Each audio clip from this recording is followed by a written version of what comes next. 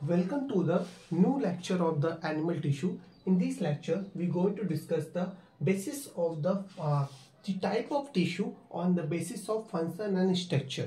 तो सबसे बड़ी बात आती है कितने टाइप के टिश्यू होते हैं उनके काम के हिसाब से। फंक्शन में इट्स वर्क राइट, और स्ट्रक्चर में इट्स स्ट्रक्चर मतलब आकार, कि उनके आकार और उनके काम के हिसाब कितने टाइप के होते हैं। तो first one was the epithelium. पहला जो है वो है इपिथेलियम। ईपी होता है ऊपर और थीलियम होता है ग्रो, एक मेम्ब्रेन के ऊपर ग्रो करना, राइट। तो एपिथेलियम जो टिश्यू है वो काम क्या करेगा, प्रोटेक्शन और कवरिंग का काम करेगा। मतलब ये बॉडी को बचाएगा और कवरिंग करेगा, मतलब एक लाइनिंग देगा, राइट। तो first one one epithelium. Second one वो द कनेक्टिव टिश्यू। दूसरा जो है कनेक्टिव टिश्यू है। कनेक्टिव टिश्यू क्या करता है, इसका जो स्ट्रक्चर होता है वो कनेक्टिव स्ट्रक्चर होता है, मतलब ये जोड़ता है। ठीक है, क्या क्या जोड़ेगा, अलग अलग चीजों को जोड़ेगा। जैसे ब्लड को जोड़ देगा, आपका ब्लड को एपिथेलियल टिश्यू को जोड़ देगा नॉरिशमेंट के लिए, राइट। इस टाइप का काम करता है। दूसरा ये सपोर्ट का भी काम करता है। बॉडी के अंदर जो सपोर्ट करना है, राइट, जहाँ पे मजबूती प्रोवाइड करना है वहाँ पे भी काम करता है। और ये ट्रांसपोर्ट का भी काम करता है। फूड एंड जो मिनरल्स वगैरह को ट्रांसपोर्टेशन करवाना है उसमें भी कनेक्टिव टिश्यू काम करता है। थर्ड वन वॉज द आपका मस्कुलर टिश्यू। मस्कुलर टिश्यू की बात करें तो मस्कुलर टिश्यू क्या काम करता है, आपका कॉन्ट्रैक्शन, मतलब जो भी कॉन्ट्रैक्शन और रिलैक्सेशन करते हैं ना, that's done by the muscular tissue. Muscular tissue को हम ये बोल सकते हैं it is a working tissue, मतलब ठीक है, जो हमारे वर्क को काम करवाता है।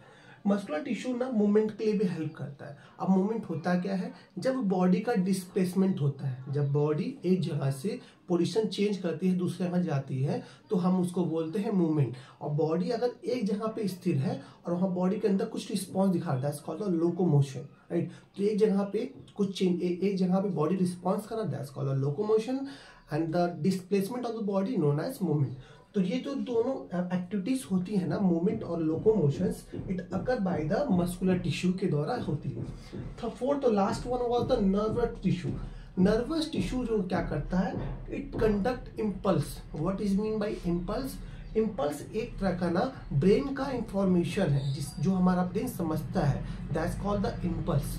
तो जो इट इज अ क्या बोल सकते, it is a code which understandable by the brain, right, that's called the impulse. तो इम्पल्स का कंडक्सेशन करवाना, मतलब ले जाना और ले आने को बोलते हैं आपका नर्वस टिश्यू। जैसे जो इन्फॉर्मेशन हमारे ब्रेन में पहुंचेगा और ब्रेन से जो इन्फॉर्मेशन हमारे ब्रेन से आएगा जिस पर हम रिस्पॉन्स करेंगे, राइट।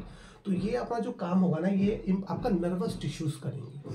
बात करें, सबसे बड़ी बात करें कि एनिमल टिश्यू के बारे में स्टडी को हम टिश्यू के स्टडी को क्या बोलते हैं, हिस्टोलॉजी बोलते हैं। जब हम टिश्यू को पूरी स्टडी करते हैं ना, either the animal either the plant one, right, तो ये हम बोलते हैं हिस्टोलॉजी। हिस्टोलॉजी में हिस्टो में होता है tissue, right, protein type, right, logy में होता है स्टडी।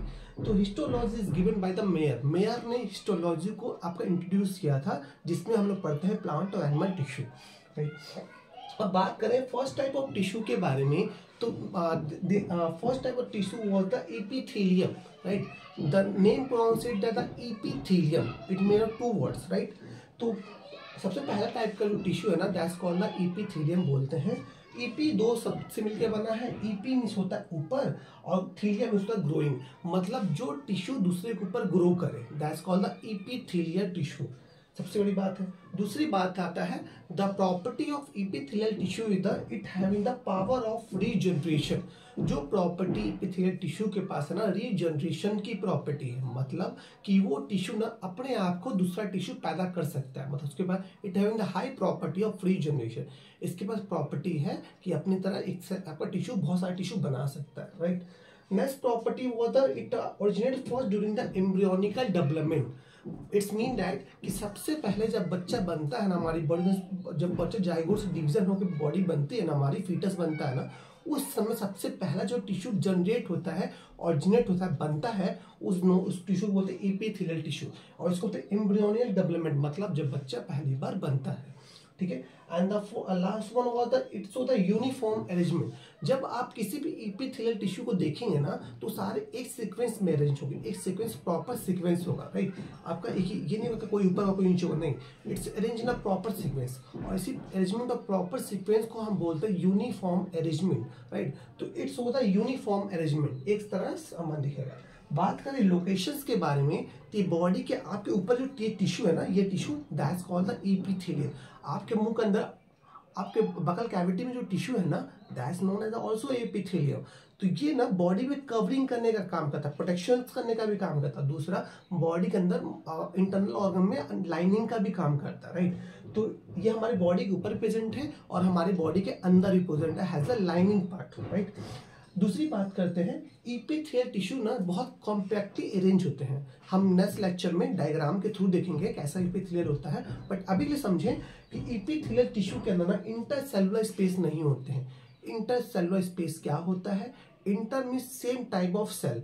जब सेम टाइप का सेल जो है ना, वो उसके बीच में जगह ना हो, दैट जगह को बोलते हैं इंटरसेलुलर स्पेस। तो इनके पास नो इंटरसेलुलर स्पेस।